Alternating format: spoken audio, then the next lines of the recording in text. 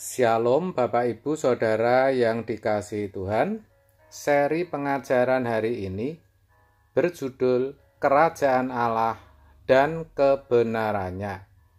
Saudara, firman Tuhan berkata dalam Matius 6 ayat 33 demikian. Tetapi carilah dahulu kerajaan Allah dan kebenarannya, maka semuanya itu akan ditambahkan kepadamu. Secara umum, ayat ini bisa dimaknai agar orang percaya itu lebih mendahulukan Tuhan. Orang percaya lebih tekun dalam ibadahnya. Kalau itu dilakukan, maka apa yang menjadi kebutuhannya akan Tuhan berikan. Mendahulukan Tuhan dalam arti yang lain yang lebih luas bisa dimaknai sebagai upaya untuk mendekatkan diri, maksud saya untuk lebih mendekatkan diri kepada Tuhan, dan dalam waktu yang sama meninggalkan keduniawian. Bahkan sebagian besar orang percaya mengakui kebenaran ini. Artinya, orang tidak mungkin bisa mencari dan menemukan kerajaan Allah dan kebenarannya kalau masih duniawi. Mereka juga tahu betul bahwa Tuhan dan kerajaannya itu lebih penting dan itu mereka butuhkan. Tetapi anehnya, banyak orang enggan untuk lebih dekat dengan Tuhan, untuk mendahulukan Tuhan, untuk menjadikan Tuhan satu-satunya dalam hidupnya. Banyak yang dijadikan alasan, walaupun terkadang tidak diucapkan, tetapi kita kan bisa tahu, saudara, alasannya macam-macam. Karena masih muda, tunggu nanti kalau berkeluarga. Setelah berkeluarga, katanya nanti karena sibuk bekerja dan belum punya momongan. Ketika sudah mapan dan punya keturunan, malah semakin jauh dari Tuhan. Alasannya repot pekerjaan, masih belum punya ini, itu. Masih butuhnya banyak, dan sebagainya. Saudara, orang-orang seperti ini biasanya ibadahnya hanya rutinitas. Jangankan mau ambil bagian dalam pelayanan pekerjaan Tuhan. Datang beribadah saja tergantung dengan banyak situasi. Kalau hujan atau pusing sedikit, ada masalah sedikit, repot sedikit, itu pun memilih untuk tidak hadir beribadah, saudara. Apalagi ada alasan sudah ngikut online. Kan begitu.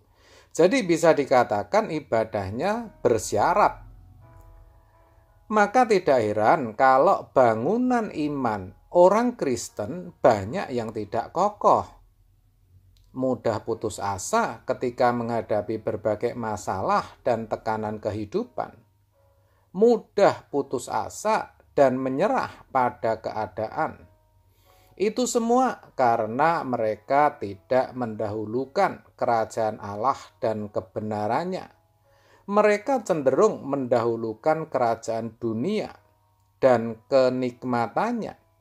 Dan itu yang mereka kejar mati-matian.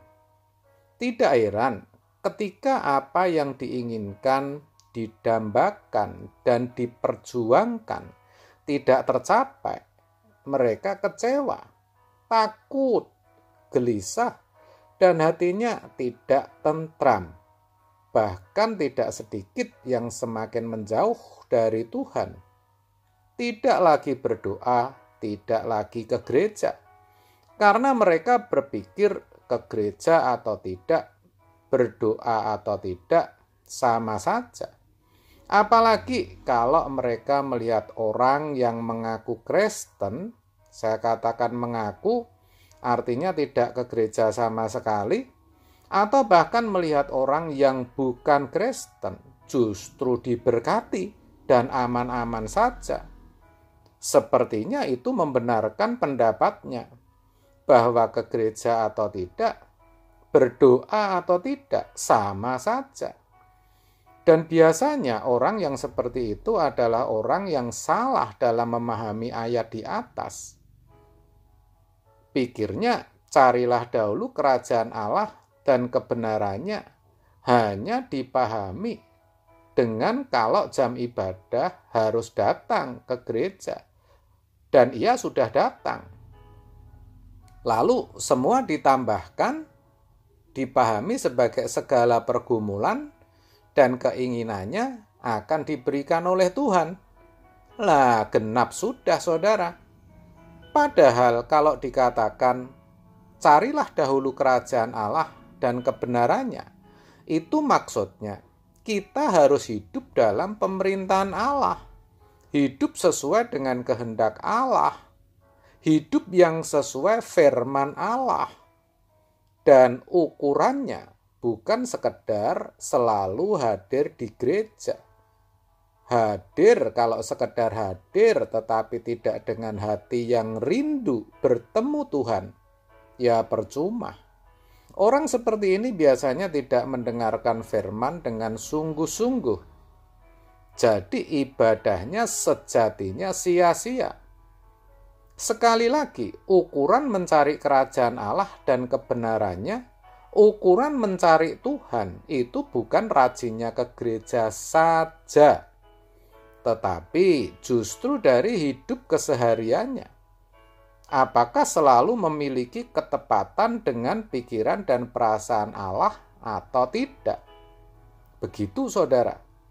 Kalau itu dilakukan semua, maksud saya kalau itu dilakukan, semua akan ditambahkan.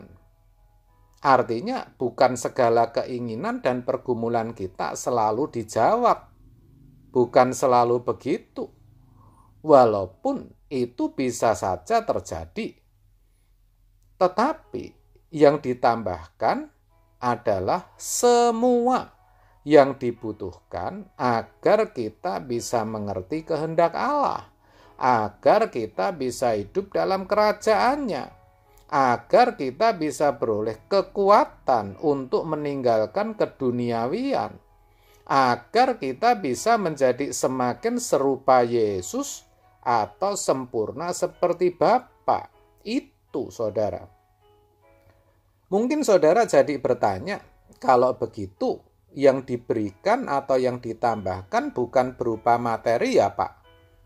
Bukan berupa keinginan supaya hutangnya lunas atau dagangannya laris, atau bisa beli motor, mobil, rumah, atau punya tabungan di bank ya Pak? Atau yang lainnya? Loh, bisa saja semua itu ditambahkan. Bahkan sangat mungkin hal itu diberikan Tuhan kepada kita, kepada saudara dan saya yang sedang berusaha mendahulukan kerajaan Allah dan kebenarannya, yang sedang berjuang mencari Tuhan dan hidup sesuai dengan kehendaknya, selama, nah ini penting, perhatikan saudara yang saya katakan, selama semua itu menjadikan hidup kita semakin serupa Yesus. Selama semua itu untuk kemuliaan Tuhan. Begitu saudara. Tetapi jangan sampai fokus atau motivasi kita ke sana. Dalam arti kita mendahulukan Tuhan dan kerajaannya hanya demi diberkati Tuhan. Jangan begitu saudara. Tetapi hendaklah ketika kita mencari Tuhan, ketika kita mencari dahulu kerajaan Allah dan kebenarannya, motivasi kita hanya satu, yaitu agar kita bisa benar-benar menjadi anak-anak Allah yang berkenan kepadanya. Amin. Tuhan Yesus memberkati.